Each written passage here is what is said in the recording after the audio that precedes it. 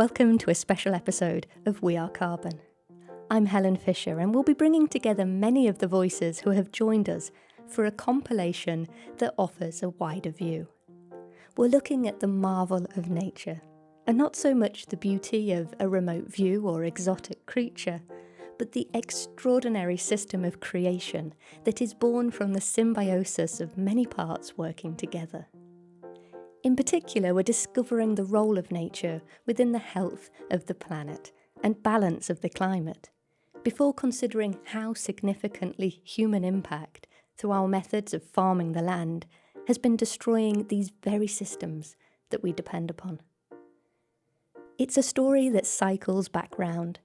For as concerning and detrimental as things have become, there is huge hope brought through with the ever-blossoming areas of regenerative agriculture.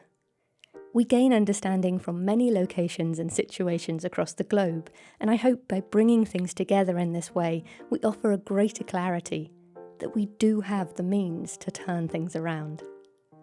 If we jump into efforts that shift our human systems to work in harmony with the systems of nature, then the potential is to solve many problems side by side, and fairly quickly. Throughout this episode, you'll hear from Caroline Grindrod, Colin Andrews, Dr. Christo Miliotis, Finian Makepeace, Peter Lundgard, Jackson Buzingo, Bernadette Millard, Michelle Gilman, and Adrian Ferrero. They're all guests who've had their own episodes on the show previously, and so I'll add further details for who's speaking when and how to find their full interview, all within the written description. And while you're taking a look, you can also find information for how to get involved in a new cohort learning experience that I'm in the process of launching. It'll expand upon the topics of We Are Carbon in a more collaborative and actionable way. Please take a moment to have a glance if it sounds of interest. So let's get stuck in and start out with learning why the answer to climate change requires us to turn to the soil. If you go back to when natural systems were functional and they worked as a whole healthy system in balance, then there was no issue with emissions, because ultimately it balanced itself. So essentially you had CO2 in the atmosphere. It was taken up by plants photosynthesizing, and it's sequestered into the soil into very stable forms. And of course, over the thousands of years, that would then be put into fossil fuels and sort of locked away deep down. But the cycling CO2, the stuff that's sort of in and out, is a currency of life. We've got this very negative idea about CO2, but actually it's what we're made of. It's what your apple's made of. It's cows are made of it. So they're taking in through the things the green plants are eating, or we're eating, and then we're eating animals that have eaten green plants, the CO2s that are coming through the system. And then we're slightly, breathing it out as CO2 again. And methane is just a slightly different way of that process happening. So, in a very healthy system, like I say, CO2 will be taken up by the plants, put into soil structures, and then eventually eaten and then released in a cycle. But methane also is taken up. There's various methods of sort of oxidizing methane. There's methanotrophs in the soil that oxidize it in the soil. There is the hydroxyl ion pathway, which is kind of with moisture and ozone. There's a chemical reaction that happens that kind of cleanses it and then turns it back into CO2, which will then be taken up by plants. So there's this kind of whole system function that just works completely, and it worked for a very long time. And we had herbivores in the system. We had huge herds all over the world of different grazing animals, all belching methane, and it was getting reabsorbed and balanced within the system. And the climate was very stable. And in those climates that are very covered in vegetation, there's lots of mechanisms that keep the climate cool, including, keeping soil covered so it doesn't get very hot. It can be 40 degrees hotter on a bare soil than it can under vegetation. Big trees can be have this incredible cooling effect. They're like, they cool through that process of transpiration. And you can just feel it when you're under a tree. It's, in the hot sunny weather, it's just, that's why animals go under there. It has that cooling effect. And so it's not re-radiating heat back out into the atmosphere, which is having that heating effect. It cleanses, the vegetation cleanses, heat hazes, and there's just many, many mechanisms. We have that tropical effect where you get kind of heat windows where you get humidity building up during the day, and then there's a thunderstorm, and that creates a big radiation window, which means that cools through the nights, and all these very natural processes that all work together. And in a healthy environment, those plants are up there photosynthesizing, turning carbon dioxide and sunlight using water into sugars. And you would think that they would be selfish enough to hold those sugars in just for their own growth. But in a healthy soil, they exude some of that sugar into the soil because they have a contract with the fungi and the bacteria, which is they will feed them sugars in return for which they get their micronutrients. Now, micronutrients are literally micro. They're not like nitrogen and phosphorus and potassium, which are key for growing. They're the little ones that just make the plant more resistant to disease, insect predation, and also help them grow. Those microbes they mine, harvest, and deliver nutrients to the plant in a very regulated way. It's so finely regulated that a plant will release certain substances which will encourage those specific microbes, which will mobilize those specific nutrients that the plant needs. In fact, if a plant needs a calcium molecule through particularly the fungal thread networks, it can take that calcium molecule from 200 meters away. So there's a whole underworld, a fabric of highways, nutritional highways, and communication highways. If you look in nature where there's forests, there's no monoculture in forests, and you see this vigorous growth, and there's no fertilizer. It hasn't been done for centuries. Plants and microbes build healthy, functioning, nutritious soil. When there isn't any carbon in the soil, we call that dirt. That's no longer really soil. What I mean by that is it's basically just sand, silt, and clay, mineral particles from rock that have weathered. That's dirt without carbon in it. Carbon in the soil world is called organic matter, and you can have dead and or living things in there, things that were once living and things that are dead now. Those are what make up the organic material. Where does that come from? Well, a lot of that can happen when things decompose at the surface. Most of us have learned in textbooks in high school that leaves and grasses and dead animals and things, when they fall to the ground, or roots, when they start to decompose, they create that composty looking topsoil stuff. That's what we learned. What we didn't understand and didn't learn was that plants, living plants, through photosynthesis, are pulling carbon out of the atmosphere to grow. We learned that part, but we didn't learn that 30 to 40% of the liquid carbon sugars that they're taking from the atmosphere, building from the atmosphere, they're pumping out of their roots to feed microorganisms. The plant root, my fingertips, leaks out sugar, okay? Microbes around the root tips consume that sugar. Therefore, they're made of carbon, right? Some of those, a lot of those, like mycorrhizal fungi and different bacteria, they create glue as they go through their living, dying cycles. Those glues are made of carbon too, because those organisms are made of carbon. Those glues glue the soil particles together in aggregates.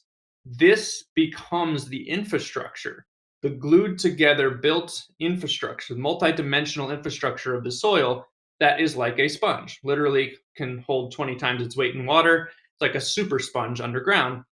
So when it rains, you're absorbing and retaining that water. Plants who poke their roots into that sponge are able to access water for much longer time. They're able to photosynthesize for longer. If they're photosynthesizing for longer, they're able to pump more carbon into the ground. If they're able to pump more carbon into the ground, that means more microbes are fed. More microbes means more glues. More glues mean more soil sponge building. So you're literally building down into the soil profile, increasing that soil sponge. That means more plant cover. More plants are going to be transpiring water. That means more availability for cooling. That means more seeding of rain clouds. So when you vegetate an entire ecosystem, you're not just counting on the ability to absorb more water, you're essentially allowing for cloud formation to occur because you've cooled the surface. So you have more rainfall, and then you're recreating a small water cycle. So a lot of times we hear about large water cycles where water comes from the ocean every so often and dumps on here, and then it runs all off into the ocean again. It comes back. That's the large water cycle. The small water cycle is water evaporating in a region, becoming clouds and falling back to the earth. When we cover the ground again, we're able to recreate the small water cycle. So that's a regenerative feedback loop. More water means more plant coverage, more plants, more photosynthesis, more carbon into the ground, more soil sponge, and on and on. That's creating a regenerative feedback loop that nature invented or evolved to have. It's more than a little impressive to understand that the lush green environments of nature are just as functional and regulatory as they are beautiful. And of course, we don't have to look far to recognise that extraordinary climate balancing evolution has been disrupted by our human activities. Where is the vegetation and biodiversity in our built environments? Our management of land for farming has stripped the face of the earth across continents to leave bare soils that are treated mechanically for producing a remarkably small variety of crops. So let's look at this now in more detail. And after we understand further why the health of the climate depends so heavily upon the health of the land and the life within soil, you'll note us move to consider why it's all so impactful upon the health of people too. Modern farming has taken us down a path that's ended up us dealing with a lot of symptoms, creating a lot of our own problems, degrading soil and reducing biodiversity. So that has to change. An ecosystem is a plant photosynthesizing, putting carbon through its roots into the soil food web. The whole fertility of that plant depends on everything eating each other. It depends on bacteria absorbing nutrients from the rock. It depends on the protozoa eating the bacteria and then releasing through the decay and necronomass and sort of excretions of those organisms. The plant gets fed. That's just death and decay at a small microscopic level, but they're all living creatures. And then those plants will be then eaten by an animal and balanced by an animal. The insects that are eating the plants will be regulated by predation and wasps, and the whole system is utterly intertwined and balanced through the interaction between plants and animals. And then what we've really done is we've come in and we've decoupled that system. So we have taken those herbivores, we've shot the wild ones, and we've put them into over hundreds of years in various different ways. Essentially, we've taken those herbivores, we've changed them into domestic livestock, and then we've housed them. So rather than having that whole system cleansing system, we've then decided that we're going to plough the soil. That's exposing the microbes, that's releasing the carbon to the atmosphere again. It's heating the planet, having bare soil. So the oxidization of the methane can't be effective because you haven't got the methanotrophs in the soil, you haven't got the oxidization through the moisture, transpiration from the trees, the plants. So, and you've got heat hazes that are preventing, they're sort of dimming the sunlight, so they're reducing how much oxidation can happen.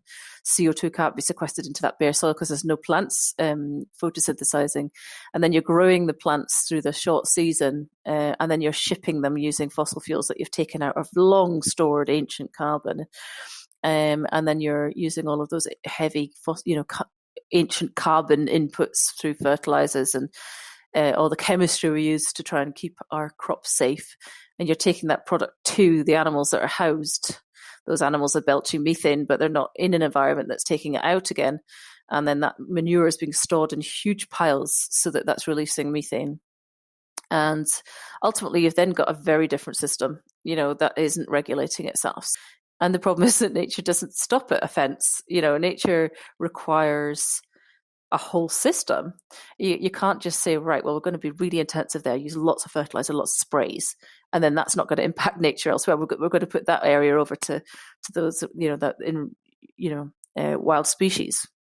But those wild species need a clean environment and healthy watersheds and not to be killed by pesticides and to be able to migrate across land and have a shared ocean that's not polluted by fertilizers. If we want to leverage how our climate was originally cooled through nature, through the periods that had huge amounts of vegetation and gigantic ferns and sequestered all that carbon and methane out of the atmosphere so that we had the climate that we now have. If we want to then leverage those same processes to try and, rescue us now, then we've got to come up with a different way of looking at how this all works. The problem is we have damaged our soil. We have not treated it with reverence. And the soil has spent hundreds of millions of years having a relationship with plants. Plants know how to grow it, and the soil knows how to react to it. And of course, the soil is a living thing. So to actually ignore soil or treat it like dirt is the worst thing and the most arrogant thing that humans can do. Humans have always, since they started farming land, have always damaged the soil. But until the Industrial Revolution came along, we couldn't do it in an industrial scale. We didn't have the machines, it was just people. So the soil had, basically, nature was stronger than we were. And then obviously we got this machinery and bigger machinery and less people needing to do it. And then we thought, we can invent chemicals that can do that bit that we want the soil to do. And so what we've done in that arrogance is we've destroyed, or we are in the process of destroying, that top 30 centimeters on which the whole world depends for its living. The whole answer from the Western world is, you've got to put fertilizer on it. And the fertilizer you need to use is the stuff we used to put in bombs to drop on Germany or Japan or wherever. But now we've converted it. It's the perfect chemical. And of course, the IRA reversed that and used to get fertilizer to make bombs in Northern Ireland, as you probably know. They use fertilizer. So fertilizer is old bomb material, but it does make plants grow. The problem is twofold. One is that the acidity of the soil, if you use these, goes up over a period of years. That is, the pH goes down, which makes it harder to grow quite a lot of plants. They can adapt, but it just doesn't grow as well. But the really nasty thing about using these fertilizers is that it breaks the contract between the plant roots and the soil living organisms. Nutrients need to be delivered by microbes.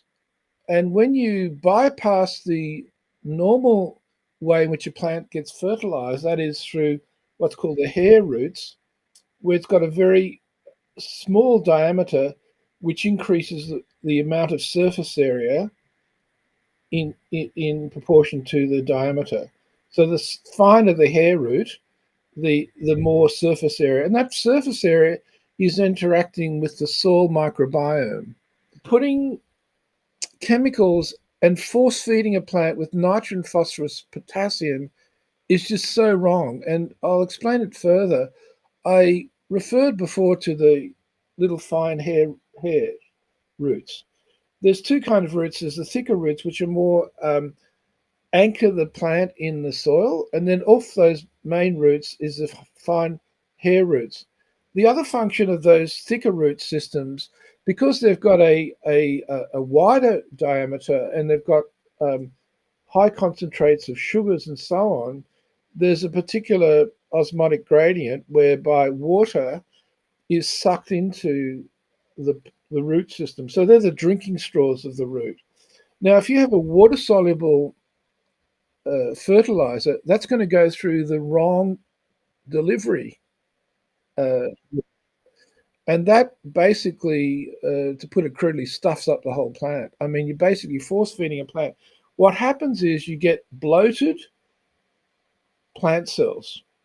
They're weak, they're vulnerable, they're prone to disease, they're prone to insects, and they're not nutritious. So when people say, organics is more expensive, well, do you want to pay for salt and water? Plants are particularly susceptible to poor nutrition. So if we haven't got a functional soil food web, the plants aren't able to make strong structures. They're not able to make those waxy coatings that protect against insect pests. They're floppy. They fall down in hail and rain more easily. They rot in wet more easily. They're prone to diseases because they can't produce their own secondary metabolites, the chemicals that prevent that sort of thing happening. So ultimately, we just got a very, the opposite to resilience. We've just got a very vulnerable situation where we're prone to all sorts of things going wrong. And we're doing that in the face of climate change, which is going to bring the biggest challenges. In the future, we're going to have more heavy rain, we're going to have more high winds, we're going to have heavy hailstorms, we're going to have long periods of drought. So we need to have more resilience, not less. In regard to linking up agricultural practice with climate change, one of the problems is that if you use nitrogen fertilizer, by the way, nitrogen's 78% of the atmosphere and can be harvested by nitrogen-fixing microbes free, those nitrogen fertilizers do a number of destructive things. One of them is that at best, only 30% of the nitrogen goes into the plant. That means 70% and up to 90% goes into the waterways, causing eutrophication, algal blooms, dead zones, aquatic life is killed off, and so on. The other component goes to the atmosphere when the nitrogen gets oxidized to nitrous oxide, which is 296 times more powerful as a greenhouse gas than CO2. So it's a really reckless practice. Also, the nitrous oxide can be altered further in the stratosphere to erode the ozone layer, which is diminishing, even though there's been attempts to reverse that, which has been partially successful. So nitrous oxide is not good. Carbon is vital carbon's the building block of life, and water is the sustainer or bearer of life. And they coexist, there's a marriage there. And what I'm getting at is that when we use water-soluble fertilizers, we basically burn up this incredible, important natural capital called soil carbon, on which the whole life of the soil revolves around. And it consumes the carbon in a ratio of 1 to 12, meaning for every kilogram of nitrogen fertilizer you put on the soil, you consume 12 kilograms of carbon, which gets oxidized and goes to the atmosphere. It's like burning a fossil fuel. That there's pictures, satellite pictures of the world during ploughing season.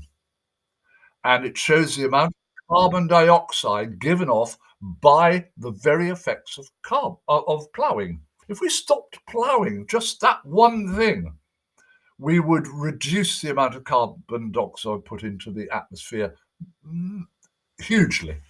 The industrialized agricultural model, this model has been mining of carbon, basically, and of course we see that on our statistics on our prairie soils in Canada and the U.S. that since they started farming the prairie soils, that the carbon levels have been dropping. They were 5 or 6% to start, and now they're down to 1 and 2%.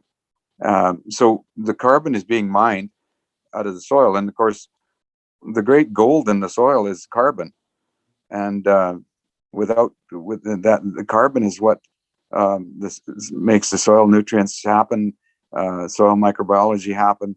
It's like the football field for all the microbiology and everything to function and happen on.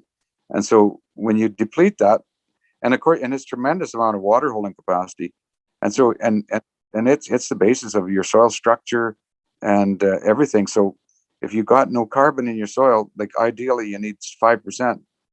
If you haven't got no carbon in your soil, if you've got low numbers of carbon levels, then your whole system is in jeopardy. When there isn't any carbon in the soil, we call that dirt. That's no longer really soil. That means when it rains a lot, the water doesn't infiltrate. You get flooding. That means when it is a drought, none of that water stayed in the soil for the plants to use later. Aside from a couple deserts in the world, humans have created all the deserts. There's a couple that are very argued, like, well, it could have been humans, or it could have been shifts in climate, or certain things that happen, but most deserts that you see across the world are human started.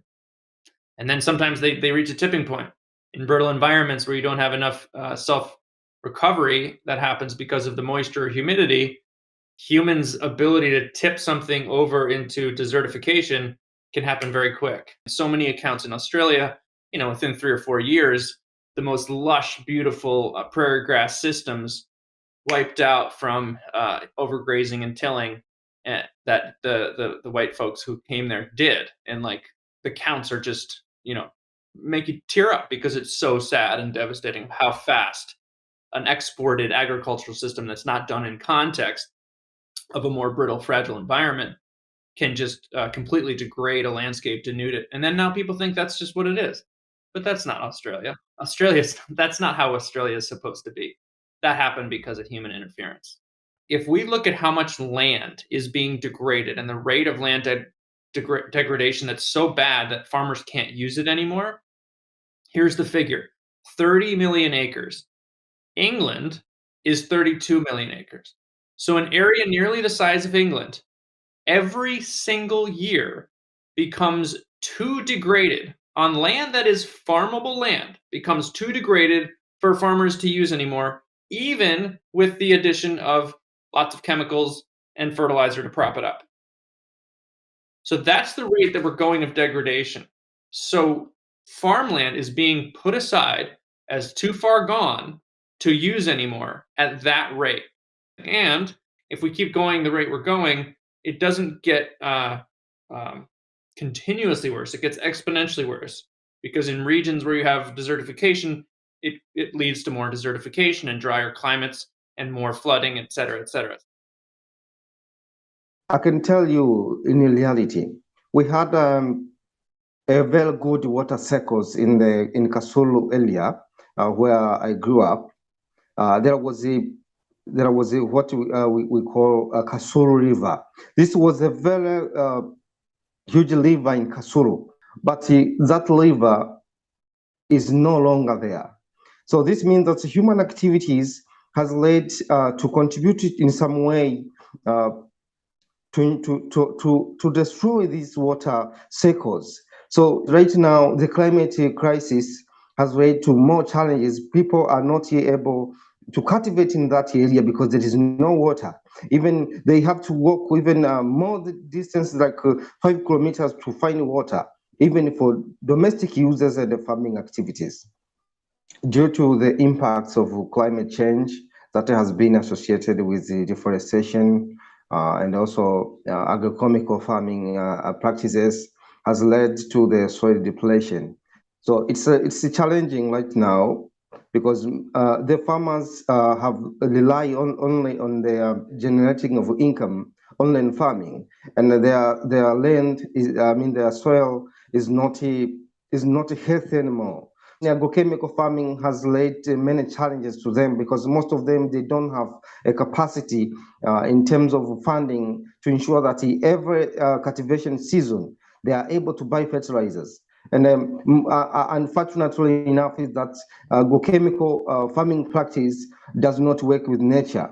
So instead of improving people's life through agriculture, it creates more chaos, and farmers, they are not happy because it takes everything they have, because most of the smallholder farmers do have a small income that they get after a harvest of their produces. So once they have saved this something, then in the next cultivation season, they have to use such amount again to buy fertilizers. So you can see that they remain with nothing.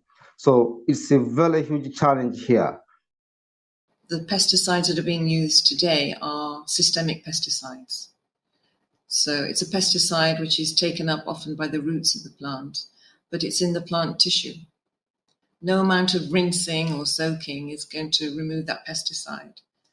And the beauty of it for the farmer is that when a bug bites a leaf, that the bug dies. We're eating it more than once, and no one today really can predict the health consequences of those pesticides accumulating in the human body. And it's a special concern, obviously, for children. Sadly, farmers are currently rewarded by the number of kilograms of the food. It's got nothing to do with the quality of the food. And the way you can push a plant to grow is through nitrogen, phosphorus, potassium.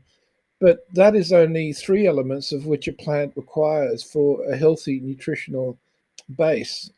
When you apply an artificial chemical that's been made in a laboratory, which nature hasn't developed over the last 300 million years, you are interfering with that contract between the roots and the soil. And instead of that, you shove your chemical in there and it goes straight up into the plant. And you might say, well, that's good enough, we've done it. The problem is those micronutrients aren't getting into the plant, which is damaging the nutritional value of the plants, of the crops. And this is worldwide. The FAO have shown how the number of trace elements in our vegetables and in our meats has dropped since 1950, in some cases by 40 to 50%. Our job as farmers is to feed the soil, because the soil knows how to feed the plants and the plants know how to feed the soil. They've got a good contract. If we're going to move forward with human health, we need to work with this whole system function to get the benefit of that. We're understanding so much about the biological systems that we didn't know before. And as you say, an apple that's grown from a tree with a healthy fungal network at its feet is going to be a very different apple to one that's grown in a chemical system. And if our food is being imported from places where we're growing it in toxic soils, basically the soil food web is broken down, so the plant can only take up what's in that immediate environment around its root zone, which is incredibly limited. But in a complex, healthy system, the plant is exuding sugars and communicating with the microbes that are absorbing a much wider range of nutrients out of the rock and the crystalline structures in the soil. So the plants are healthier. They've got this huge range of nutrients available to them, so they can build their own mechanisms of defense. They have the secondary metabolites in there that are incredibly healthy for us. Those plant chemicals, that we know are incredibly healthy for us, that also keep our animals healthy. And that whole system works better because then we're not having to treat our animals with medications that are then obviously impacting our own health. And so in a healthy system, our gut can be healthy, our microbiome can be healthy. We're our soil and the soil of our gut, if you like, the organisms that are in our gut are the same things. We're just passing from one to the other. So if we kill our soil and we don't take in those phytochemicals from those healthy plants, then we're just going to get sick and rely more on medication. So the whole system works together and we are part of it, which is no wonder we're seeing such huge health issues. Our intestinal lining is like we have soil inside us, and the microbiome is equivalent. I call it the parallel universe, that there's a microbiome in the gut and there's a microbiome in the soil, and what we do to the microbiome in the soil directly affects the microbiome in the gut, even getting friendly bacteria from the soil. And we know that. But when you use an antibiotic on the soil, and basically everything, fertilizers, herbicides, fungicides, pesticides, everything else aside, is basically anti-life and is killing the soil. And the soil is not only being killed, but we are outnumbered 10 to 1. We have 10 times as many microbes in our gut than we have cells. We're talking 100 trillion potentially. So we are altering the ecology of the gut microbiome to favor disease and not health. We're waging a war against nature, but we're part of nature, so we're waging a war against ourselves. The word nutrition can evoke a lot of different associations and emotions from people. There's so much contention in the field, and at the core are both detachment from our food sources, aka nature, and also this fragmented industrialized food system. Much of what goes into packaged products are foreign to our internal systems. And one thing is to take this in moderation, yet another is to be consuming it every day, maybe all day, every day. So the familiar nutrients they do contain tend to be disproportionate compared to food from the earth. They're also guilty for leading far too many innocent people to consume more sugar, salt, and oils than our bodies have been conditioned to deal with. So these societal demands are affecting the sustainability of food systems. It's like a giant feedback loop. The more that we become accustomed to it, the more that demand then feeds back as an input into the food system, encouraging this method of production. The farmers that are producing the raw materials are completely separate from the processing of those materials in large factories, which are then disconnected from the companies that are flavoring, preserving, packaging, and selling those products, who are even likely to be in separate countries. As it goes along the chain, it grows, these products gradually grow in value and cost. And companies at the end of the chain have sworn an oath to provide these products to consumers at the lowest possible prices. So take a minute to consider, what does this all mean? What are the financial implications of this long value chain for farmers? What are the climate implications for this process that pressures farms to adopt time and labor saving industrial practices and technologies such as toxic fertilizers, pesticides, and monocropping, and the necessity of fuel powered transport between each actor, and the waste that comes out of each stage? What are the implications on human health? It's a reminder that our bodies have evolved on food from the earth.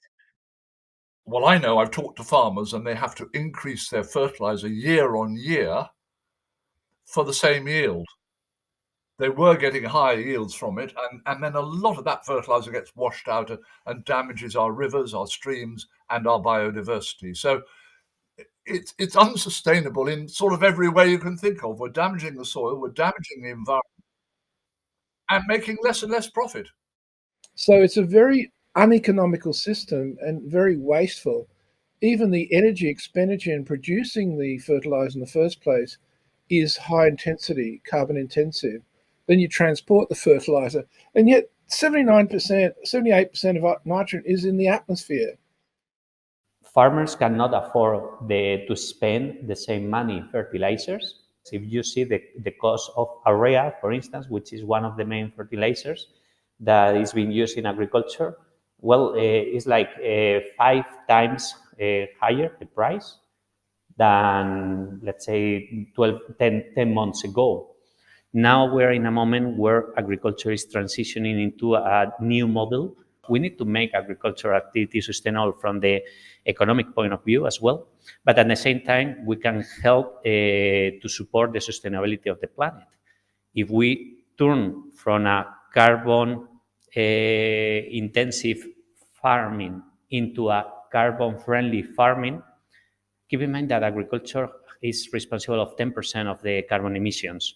So there is this double effect. On one hand, we stop releasing carbon from the agricultural activity, and on the other hand, we start compensating this impact by sequestering carbon. And this could also bring revenues to farmers, which is very interesting. And now we are able to share the knowledge because we're in the data society. So that's great because the information just fly at a great speed. So we don't need to really make experiments place to place to learn. If somebody make an experiment in one region of the world, the rest of the world can learn from that. So yeah, I'm very optimistic on the momentum of agriculture. Okay, so there's a lot to take in there.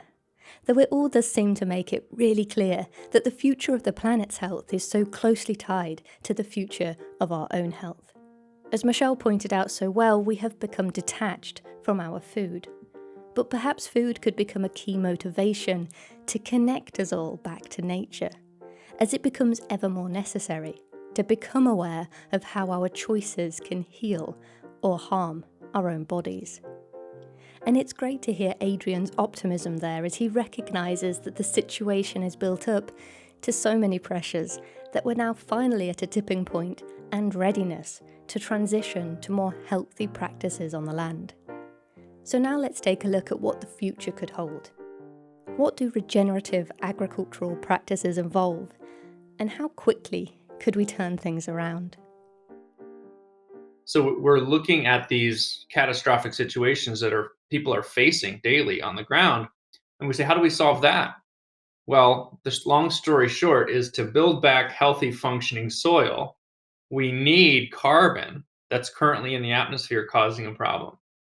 So the problem is the solution. So we say we can take that carbon that's causing a thermal blanket in the atmosphere, bring it into the soil where it builds back a soil sponge. So we have functioning, healthy land and ecosystems again. Humans can be a healing, regenerative part of this, and we arguably have to be. If we help rehydrate that landscape, we're going to have seeds that have been waiting come back. And you'll often hear farmers who are doing regenerative agriculture, they're not only getting bird populations and insect populations back, they're having species of plants they haven't seen since their grandfather's childhood coming back to areas because of how they've rehydrated the landscape.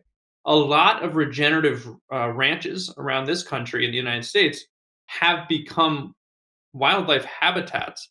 Some of them so much so that they're being governments are saying that this is a designated wildlife area now because of how much has been brought back. So we can recreate biodiverse hotspots by regenerating landscapes through producing food. Like, it doesn't have to be one or the other, and that's what's so phenomenal. The Audubon Society had an amazing moment for them of understanding that bird habitat was being restored and increased far more in regenerative grazing management than in places that they've just put into conservation. So that's where I say this is far greater than just the food system. This is carbon balance. This is resilience. This is human health. I mean, this is stopping from all of these. Desertification is affecting so many areas of where people are having to flee as refugees, etc. So. All of the greenhouse gases, let's take carbon dioxide. Well, that's plant food. That's what plants make carbohydrates in.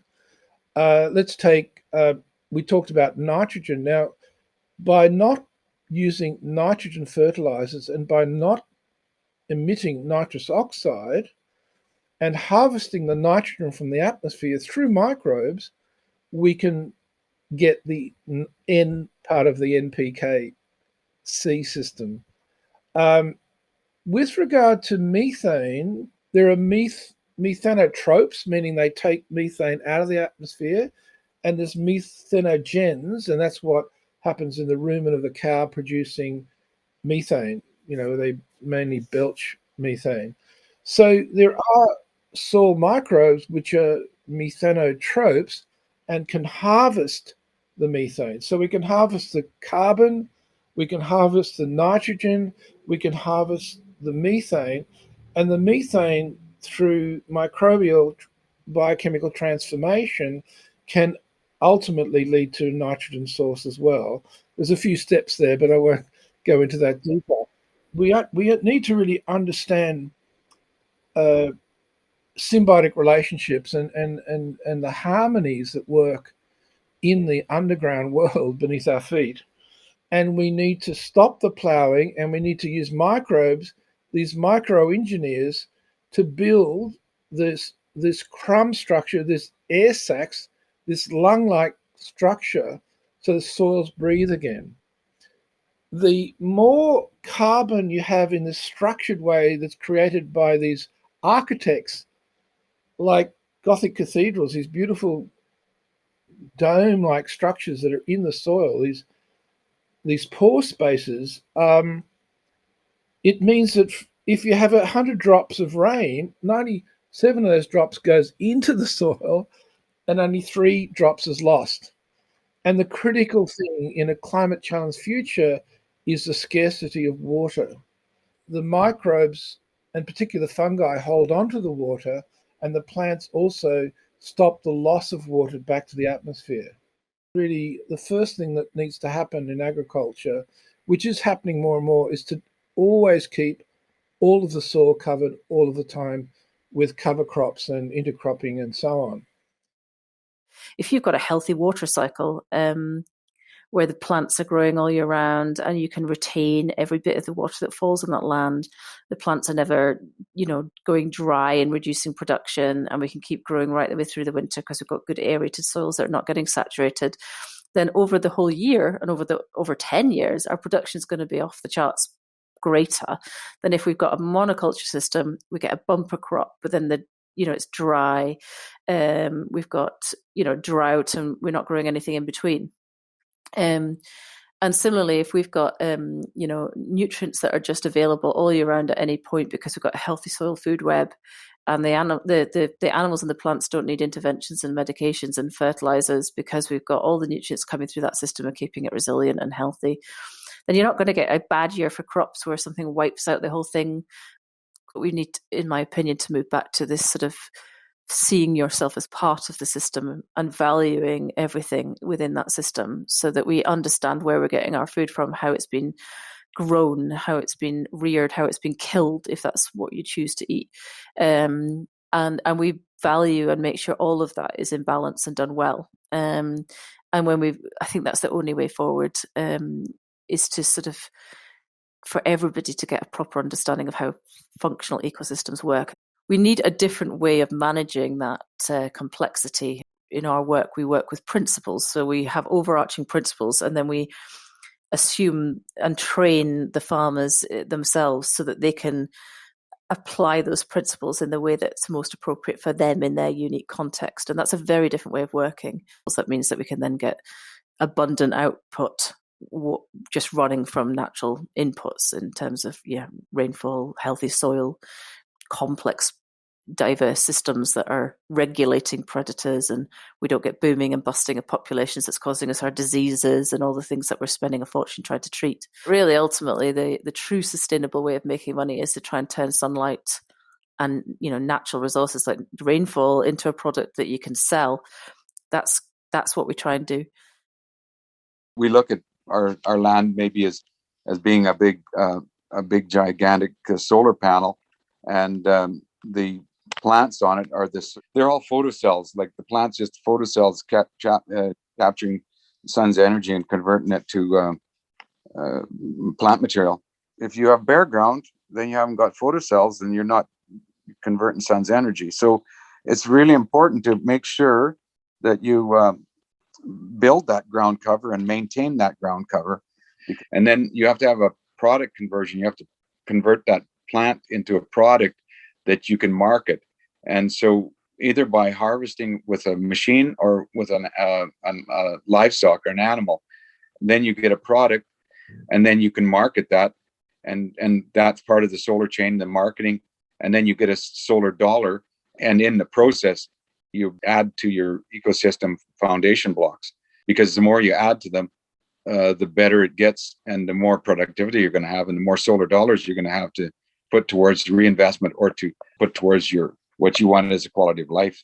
And something that's really important in that, and when you have a healthy ecosystem, it adds stability to your production. The more diverse your ecosystem is, the more stable it becomes, with stability becomes profitability. So the main ideas are to create a diverse ecosystem with plant species and animal species. Microbiology, macrobiology, we can actually have, like, even if you had livestock on top of the soil and top of the ground eating your plants, a healthy ecosystem below the ground has got way more by weight by far than on top of the ground. It's unbelievable, like how much biology can be in our soil.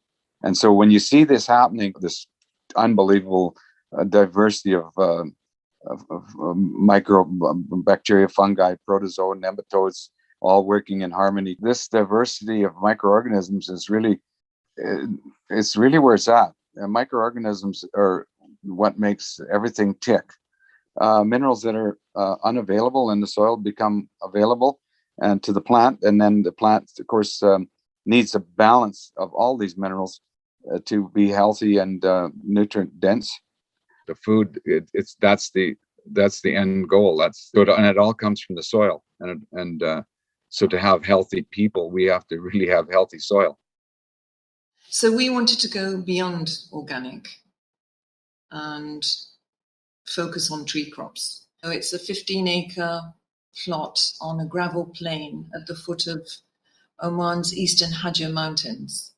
And it's typical desert borderland, you can say. It's known as Piedmont in Europe or the US. It didn't take long being on the land before we realized, particularly with the winds as well as the high temperatures, that planting a few trees was just not going to cut it. How could we shade, cool the land, deflect desert winds? And very quickly came to the conclusion that trees, and using trees as not just for production, but as basic infrastructure for the farm, was by far and away the best option. In today's terminology, you might describe our farm as a regenerative agroforestry model.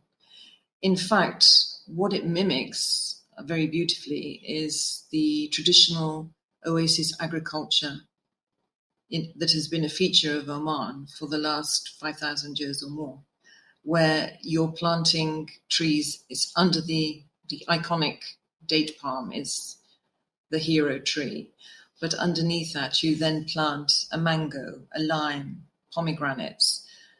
You come down then to mulberries and other berries.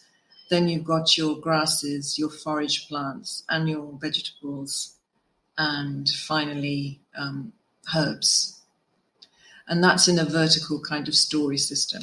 Traditional Omani agriculture is in fact, a perfect example of permaculture, planting in guilds, companion planting, and what you may call today regenerative agroforestry. Very quickly you notice the microclimate. Once the tree starts to develop any sort of canopy, the extent it's shading, it's retaining more water in the soil, it allows things to grow underneath it, but also cooling by transpiration.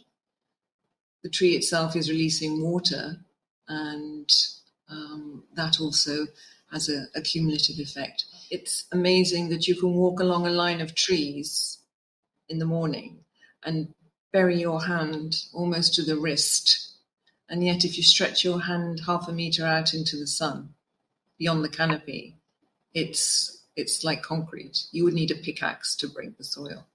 And that's something that the tree has done on its own. You plant the tree and you don't need any other intervention. Productivity and resilience build year on year. And that's something that we can see very clearly. Over time, we have had probably less pests. And I think this comes down to the fact we are using so much rich and producing so much rich organic matter in the soil through composting, mulching. We leave the crop residues in the ground because the roots keep the soil friable and moist, and then they break down and fertilize kind of organically, naturally. Really, one of the most important things we wanted to demonstrate is the necessity to move to a perennial food system. If you're going to adopt this mixed regenerative kind of agroforestry approach to food production, you're going to reduce your inputs in terms of chemicals. You're going to reduce your requirement for large equipment and also the high energy costs of running that. And you're going to have many other positive impacts. The scope is then for innovation in small farm equipment in order to negotiate those different levels of crops you've got growing. If you look at what we've accomplished with no background knowledge in farming, limited resources, short space of time, what is designated as marginal land, desert borderlands essentially, which I think account for something like 21% of the available global land mass today are marginal lands. The potential for producing food for a system which is funded and optimized and has all the technical expertise and inputs, and a lot of room for innovation in terms of water capture, recycling saline water, recycling of grey water, on site is phenomenal, and I think a cause for great optimism. We are moving or transitioning into greener farming. The use of biological inputs it's bigger every day. There are new solutions that farmers have available in their input stores, in the retailers. And instead of using chemical or synthesized fertilizers, they can go into different solutions that are going to benefit, for instance, the carbon sequestration for sure. We are helping them to measure and to track what is happening in the field. Here we have a double effect on why everything is evolving. Now we have new data sets, we have new technologies, we have better understanding, and now we can control what we were not able to control before. The moment where we are right now is that we have really good understanding on what are the actions based on, let's see, the functional profile of a field. Just by looking at what is the current status, we can really see what are the actions that you have to do. If we understand properly what is happening underground, we have a new engineering tool to really shape the soil or drive the soil in the way we need. With this idea in our head, what we did is to develop a technology that is able to really identify all the metabolic pathways, all the bioactivities happening in the soil, and also to measure them. And it's the first time we're able to see this data at the level of detail that we are able to provide. The impact for farmers at the end of the day is that they can really connect to the soil biology, to partner with the soil biology to enhance those processes and to benefit from the processes, instead of just assuming that those processes are there and are going to happen. Now we can drive those processes. And we look at the microbes from a DNA point of view, so we can profile all of them, the known and the unknown, which is, well, you can imagine. Yes, we have right now in our database, we have identified so far with all the samples that we have processed from different crops, different locations, up to around 10 million different taxonomic units, meaning different microbes. So yeah, we have pretty good understanding how the soil profiles at biological level looks like. It's about the biodiversity that you have and how specialized this community of microbes is to really help or support the growth of the crops, of the plants. We can deliver very precise insights on what is happening underground. And by understanding this community, this network of microbes that is fully connected and understanding their relationships, their ecology, then we can start playing or driving this community into a productive model. If you have a balanced community of microbes, those microbes are going to help the plant to be fit. At the same time, those microbes are going to protect the plant. You want to have the microbes that the plant that are going to help the plant in different dimensions. When I say different dimensions, I talk about diseases for sure, so resistance to diseases or reducing the risk of diseases, stress, adaptation. So anytime you have like hydric stress, salinity stress, or all different stresses, hormone production, this is going to help the plant also to grow bigger and faster. And then nutritional pathways, so how the plant is feeding. But not only the direct nutrients or the major nutrients like carbon, nitrogen, phosphorus, and potassium. Also minor nutrients, because in certain crops, for instance, if you enable the zinc pathway, what you are doing is increasing the resistance of the plant against certain diseases. This is happening in banana, for instance. So yeah, you want to really unlock certain mechanisms, and depending on the crop, you will push some or others. Now we have that knowledge. We know which communities are going to be connected to the mobilization of zinc or others. And the good thing is that there are certain solutions, these probiotics or prebiotics, that mainly biostimulants, that's like the group of them, that are going to help the plant for all of these dimensions at once. Like now, after discovering that my community has been struggling with the many challenges concerning depletion of soil, I introduced this in tropical agroforestry as a method that can assist them build back in terms of soil health and through promoting regenerative agroforestry. So I just conducted several trainings to the farmers, and I reached out to more than 800 smallholder farmers in the Kasur district. And we most of the farmers are now implementing this syntropic agroforestry and other regenerative agriculture practices. And the impact now is now going well because most of the farmers they are no longer depending on the chemical fertilizers that were used to be. So this is a game changer in terms of agriculture revolution, because after practicing this in tropical forestry and regenerative agriculture practices, most of the farmers are now able to create a compost and a pest and a natural pest control on their own. So they don't buy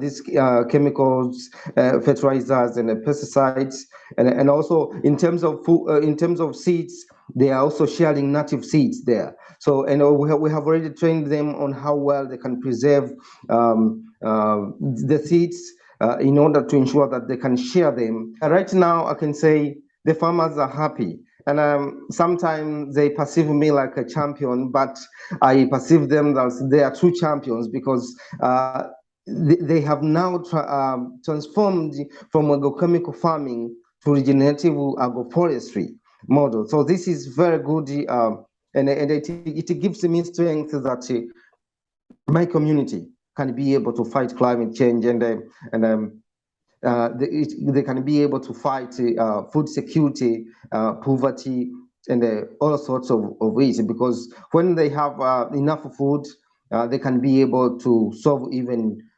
malnutrition problem that most of the children are suffering. By chance, I met a chap in Malawi. I was there.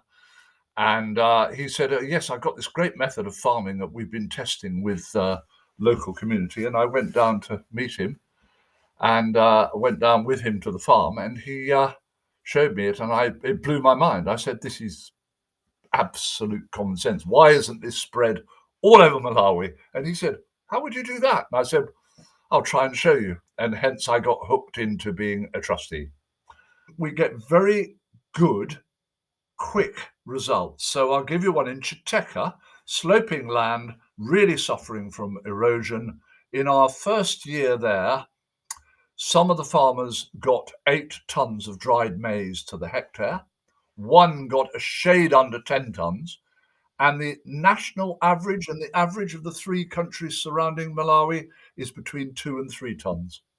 And to get 8 tons, and that was more than half the farmers got 8 tons or more. And what Tieni does is not huge, but the effect is more than huge, because all we do is allow the soil to go back to where it was. We've got lots of comparison pictures of same farmer, planted on the same day, traditional and deep bed. And the deep bed, they're taller, they're bright green, that deep, dark green, I should say, the leaves are. And then you look across and they're feebler and yellower, not as green. And we're only doing a little thing. It's nature doing the rest. I mean, we find a family of 8 can be supported on just a half an acre in deep beds. And that raises a number of other things. The first thing is that they can grow the rest of their land for cash crops, make money to pay for education or a tin roof on their huts. But more importantly, they don't have to farm all their land. They can leave a bit to grow firewood or leave a bit fallow. And that's quite good for biodiversity. So there's things appearing from this successful method which we didn't predict in the early stages. The deep bed method was really developed to deal with what you said, microclimates, or in fact an unpredictable climate pattern. But what we realize, of course, is that what we're doing to that soil, which is locking all this carbon down into it, is we're not only combating the effects of climate change, but we are in our own small way reversing that climate change by taking carbon into the soil. And that's something, again, that when we started on this, it wasn't a subject of discussion. But we now realize that if farming's done like this everywhere, huge amounts of carbon can be absorbed into the soil, and always were in the past until we started messing it up. And it's so quick to put it right because nature is very forgiving. Thank goodness. We can put it right. It won't take long. There's a lot of overlapping fundamentals between what is good for us and what is good for the planet. Some of those key factors come down to diversity. What's healthy for the soil is biodiversity. Then that biodiversity leads to dietary diversity again, and social diversity as well. We see that regardless of whether it's in the soils, on our plate, or socially among people, the more diverse, the better. And in addition to diversity, we want to keep things minimally processed, and we want to keep things familiar. We want to keep things natural. So soils want to stay as far away from synthetic chemicals as we do. Eating and acquiring your food more locally and being a part of your community food system is really one of the simplest ways that we can vote with our dollars to mitigate the problems caused by the industrial food system. And the more we do it, the more accessible these options will become. Though I said before that healthy options can be affordable, I'm well aware that producing at a smaller scale, small batch, has its challenges for keeping prices competitive yet profitable for sustainable business ventures. So with this in mind, food education and skills training really can only go so far. Healthy, affordable, local, ecological, somewhat convenient, because realistically, we all deserve a little convenience here and there. But to be able to tick all those boxes for all of our essential dietary needs, we still have a lot more work to do. And that's what's exciting about these regenerative movements that are happening, and the web that we're all building together. It's really, really difficult in our area and lots of areas around the world for the next generation to get involved in agriculture. I say we have to enhance the system. So regenerative agriculture, I think, is one of the main models that will enable our younger farmers or the next generation farmers to get to come into agriculture. So we have to create a system where we have to have health and vitality for agrarian communities. I'm maybe from the old school, but the communities that I grew up in were more of the traditional agricultural practices. We had smaller villages, and that we sold our products into. Our meat and our eggs and milk and dairy products, and so we did all that when I was growing up on the farm, and most all the farms did similar things. They had the cream cans that we haul once a week, take the cream into town, and that was the money for the buying the groceries or whatever that we needed in town. So it was, and so that built community, and I'm a firm believer that we can help rehabilitate our climate with regenerative agriculture. It's very doable.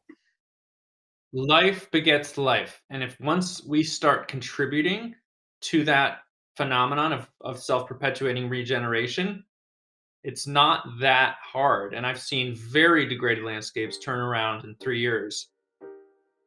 It amazes me to think that so much of this pivots on developing harmonious relationships with what we've previously considered as an enemy: bacteria, and the other microscopic life within the soil. I suppose it all boils down to a simple and somehow beautiful recognition that we've inadvertently been waging a war against the very life that's here to support us. Those precious, extraordinary microbes and the diversity within the communities playing such a key role within every ecosystem here on Earth. And ecosystems aren't simply something outside of us to be conserved for their beauty, but something that we are part of and depend heavily upon. With all these factors coming together, raising oil prices, making it a struggle for farmers, growing understanding of the damage caused by the toxic chemicals and how far that damage spreads, along with such an established knowledge and data that can assist a transition. This is a time now for great positive shifts in the agricultural methods we use around the globe. Regenerative agriculture is of course a term that can be applied to so many approaches, from small-scale food forests to expanses of grasslands. The key that ties them is that their approaches support the systems of nature, so that they can provide the production that we require without the need for toxic and fossil fuel-derived inputs. And the benefits are nigh on endless and life-changing. As people are demonstrating that land previously written off to desertification is rapidly being brought back into production, I'd like to consider that this conversation doesn't have to be limited to food.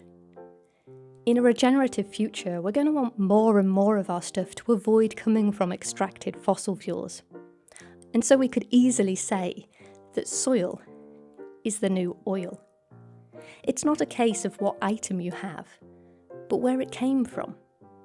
It's pretty incredible to think just how creative we've become with the gloopy fossilised carbon that we extract out of the ground, the pigments that colour your clothes, and the soft fibres that they're woven from. It's often fossil fuels. And the toys for your children, the furniture you sit on, etc., etc. So just think of the potential and the power of consumer choice when we take consideration of not just where our food comes from, but everything else besides. What would the world look like if it was all grown out of the ground? No extraction of fossil fuels, no emissions from processing or from transport for that matter, because it's possible we could grow stuff far closer to where it's needed. And then forget about worrying about waste, because everything that grew out of the soil is more food for the life in that soil once we're done with it. Oh, and let's not forget that we're building soil back with everything we grow, deepening that soil sponge, reversing desertification and biodiversity loss, absorbing more water, establishing greater resilience to an unpredictable future. I don't think we have to be in a time of crisis. If we choose it instead, this could be a time of incredible opportunity. Why don't we design a world that heals the land while we grow all of the abundance that we could desire? And this leads me to a quick shout out for a networking, co-learning experience that I'm starting, where we're exploring the opportunities and potential paths to a regenerative economy. If that sounds like something you could get excited for, then I'd love to invite you to take a moment to find more details within this episode's description. And thank you for listening to this special episode of We Are Carbon. There are many more episodes to come, so let's keep figuring this all out together.